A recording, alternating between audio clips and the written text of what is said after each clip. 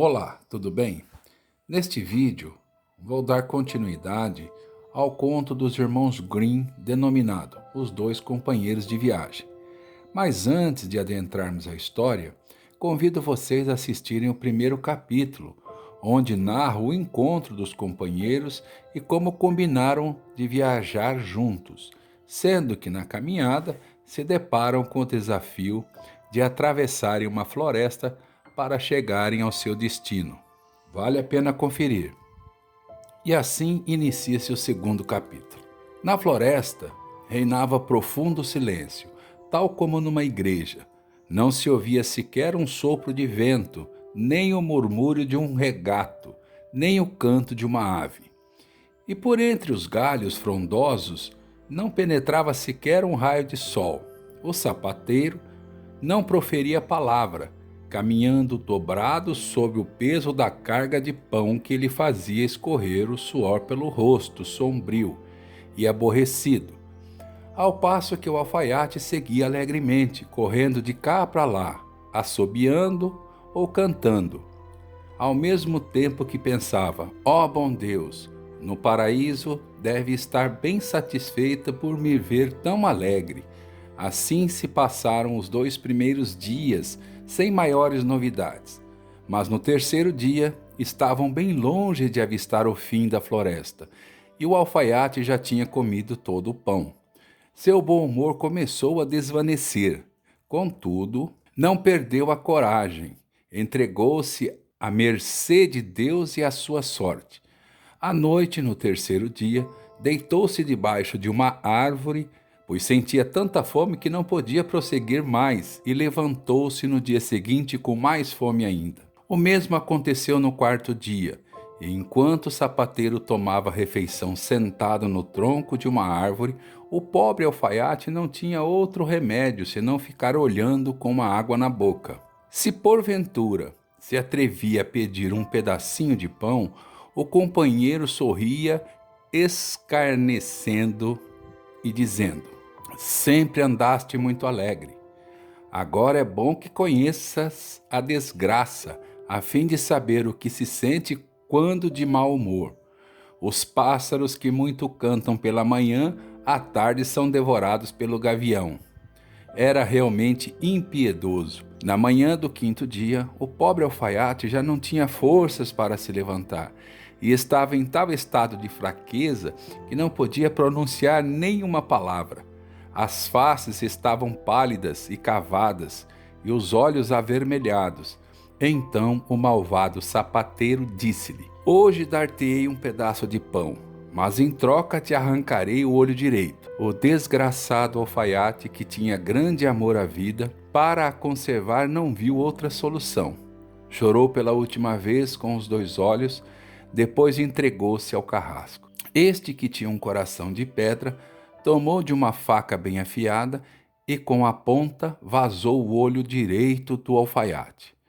O alfaiate lembrou-se então do que sempre lhe dizia a mãe quando o via lambiscando na sala de jantar: comer o que se pode e sofrer o que se deve.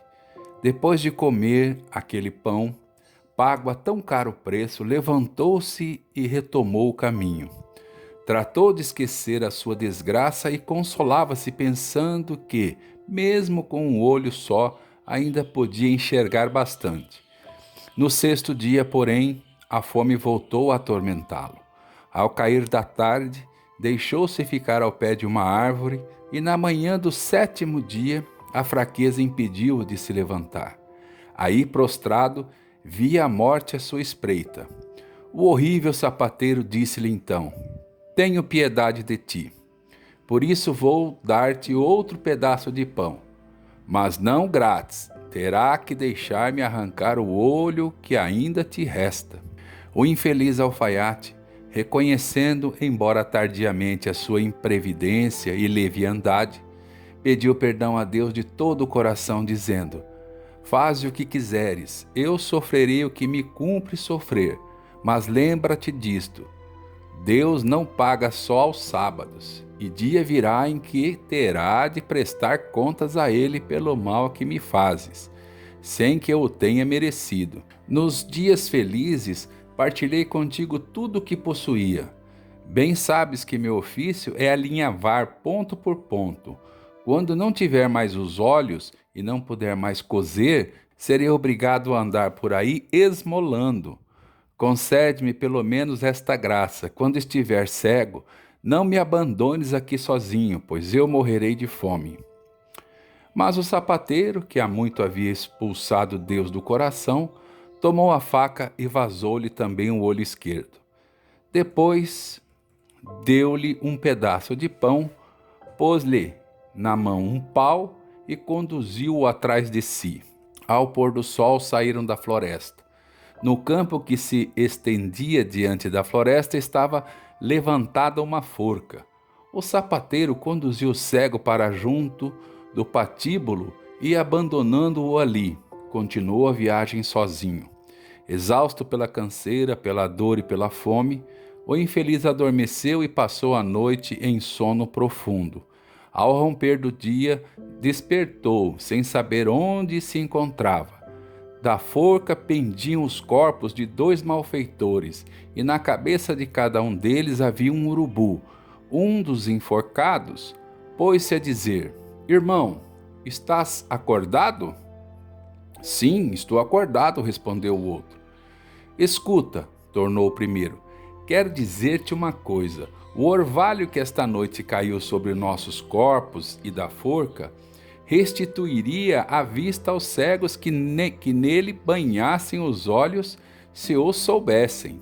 Ouvindo isto, o alfaiate pegou no lenço que trazia no bolso, esfregou-o na erva até ficar bem embebecido de orvalho. Em seguida umedeceu com ele as órbitas. E imediatamente realizou-se o que dissera o enforcado. E as 2 órbitas se encheram com 2 olhos alegres e brilhantes.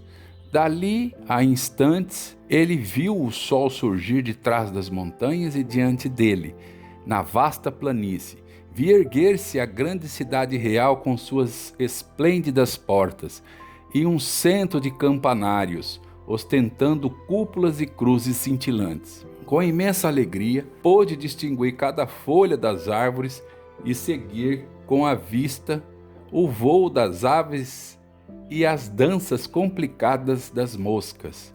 Tirou uma agulha do bolso e experimentou enfiá-la.